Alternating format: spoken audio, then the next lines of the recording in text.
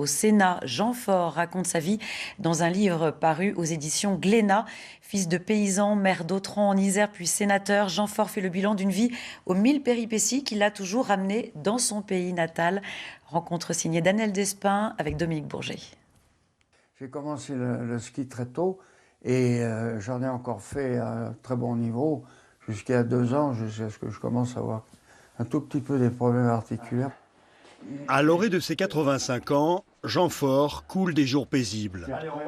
Les murs de sa maison racontent 1000 souvenirs rassemblés dans un livre, Le renard du Vercors. J'ai toujours aimé la valeur des mots, la lecture bien sûr.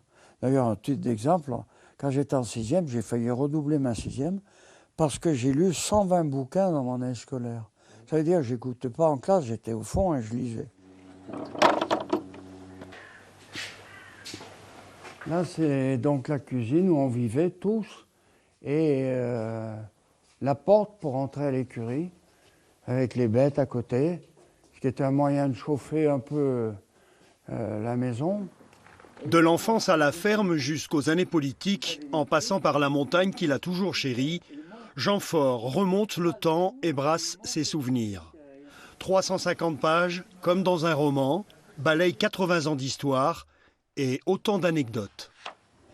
Soudain, un coup de feu m'arrache mes réflexions. En avril 93, il est pris en otage lors d'un voyage au Cachemire et tente d'amadouer le terroriste. Il m'a braqué et il a dit « go back ». Pas la peine de traduire, j'ai compris tout de suite. La guerre d'Algérie et ses horreurs, le monde rural qu'il a tant défendu, la mairie d'Autran, la vie de sénateur. Au fil des mots, Jean Faure raconte ses combats et se livre à l'introspection. Moi, si je devais revenir, de toujours rêver, je me lancerais plutôt dans les choses que j'ai toujours aimées et que j'ai négligées.